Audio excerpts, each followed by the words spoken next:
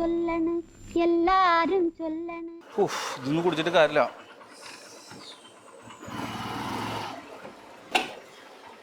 ചേട്ടാ ആലുവയ്ക്ക് എപ്പിടി தான் போவோம்?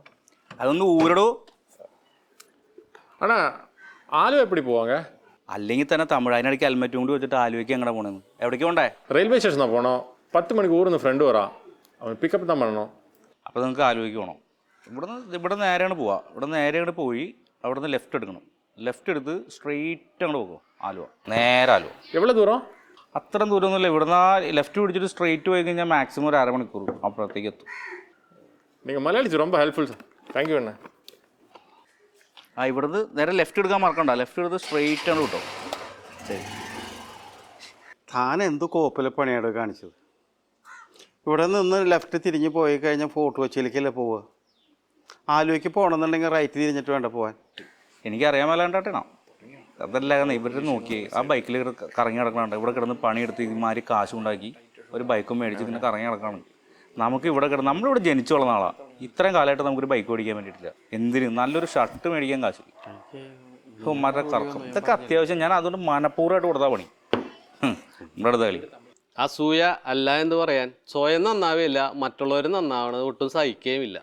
ഇതാണ് മലയാളികളുടെ ശാപം. എനിക്കെന്തിനാ അസൂയാന്ന്? എനിക്ക് അസൂയൊന്നുമില്ല. അസൂയയുടെ കാര്യമല്ല ഞാൻ പറഞ്ഞത്. ഇവന്മാർ ഇവിടെ വന്ന് ഈ ചെറിയ കാശിന് പണിയെടുക്കണോണ്ടാണ് നമുക്കൊന്നും ഇവിടെ പണിയില്ലാത്തത്. അതറിയാമോ? പിന്നെ ചേട്ടൻ ഒരു കാര്യം ചെയ്യും. ഈ ഇപ്പുറത്തെ നമ്മുടെ ATM മുമ്പിലൊന്ന് നോക്കി എല്ലാ വെള്ളിയാഴ്ചയും ഒന്ന് നോക്കണം. ഒരു നീണ്ട ക്യൂ കാണാൻ പറ്റും.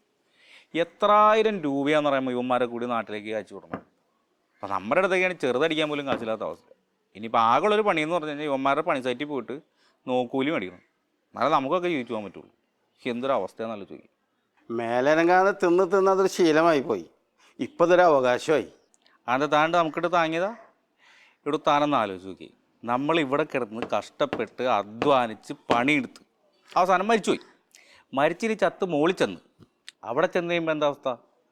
അവിടെ കർത്താവിൻ്റെ മുന്തിരിത്തോട്ടത്തിൽ പണിയുണ്ടെന്നാണ് നമ്മുടെ പള്ളിക്കാർ പറഞ്ഞത്. അപ്പം എന്തായി? ഇവിടെയും പണിയെടുക്കണം, ചത്ത് മോളിൽ ചെന്ന് അവിടെയും പണിയെടുക്കണം. എന്നെ അതിന് കിട്ടുമൊന്നുമില്ല. നമ്മുടെ മലയാളികളുടെ സ്വഭാവം നമ്മളെവിടെയും മെയിൻറ്റെയിൻ ചെയ്യും. പണിയെടുക്കാതെ മറ്റുള്ളവരെ എങ്ങനെയെങ്കിലും പറ്റിച്ച് നൈസായിട്ട് ജീവിക്കുക. അതാണ് പരിപാടി. എൻ്റെ പൊന്നിതാവേ, നമ്മൾ മലയാളികൾ ഇങ്ങനെ മടിയന്മാരും സൂയന്മാരുമായി ജീവിക്കുന്നത് നമ്മുടെ കൊച്ചു കേരളത്തിൽ മാത്രമാണ്. ആ വാളയാറ് ചെക്ക് പോസ്റ്റ് അങ്ങോട്ട് കടന്നാലല്ലേ നമ്മളെപ്പോലെ ഇത്ര കഠിനാധ്വാനമായിട്ട് അധ്വാനിക്കുന്ന മനുഷ്യർ വേറെ കാണില്ല. അതാണ് സത്യം. അത് പണ്ടാരോ കളിയാക്കി പറയാറില്ലേ? ആദ്യമായി മനുഷ്യൻ ചന്നലിൽ കാല് കുത്തിയപ്പോൾ കണ്ടത് മംഗളവിലാസം ഹോട്ടലിലെ ഒരു തോർത്തുമുണ്ട് തോളത്തിട്ട് ചായയുമായി നിൽക്കുന്ന ഒരു മലയാളിനെയാണ്. സത്യം പറയാലോ, സ്വാതന്ത്ര്യം കിട്ടി സഖാക്കൾ കൊടിയും പിടിച്ചിറങ്ങാൻ തുടങ്ങിയപ്പോൾ ആരംഭിച്ച കേരളത്തിൻ്റെയും മലയാളികളുടെ അധംപതനം. എല്ലാ വ്യവസായ സ്ഥാപനങ്ങളും പൂട്ടിച്ചു, എല്ലാ കച്ചവട സ്ഥാപനങ്ങളും പൊളിച്ചു. ഇന്ന് ഉന്നത വിദ്യാഭ്യാസം ചെയ്ത മലയാളികൾ വിദേശത്തേക്ക് ജോലിക്ക് വേണ്ടി ചേക്കേറേണ്ടി വരുന്നു. അതാണ് സത്യം. അതുകൊണ്ട് എന്തുണ്ടായ നമ്മുടെ നാട് വികസിച്ചില്ലേ? ഈ പോയവന്മാർ അയച്ച കാശ് കൊണ്ട് നമ്മളിവിടെ അടിച്ചു പൊളിച്ച് ജീവിക്കണു.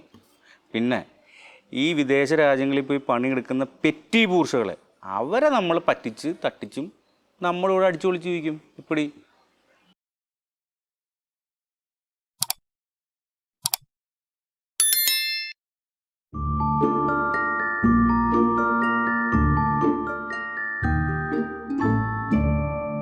എല്ലാരും ചൊല്ലണ് എല്ലാരും ചൊല്ലണ്.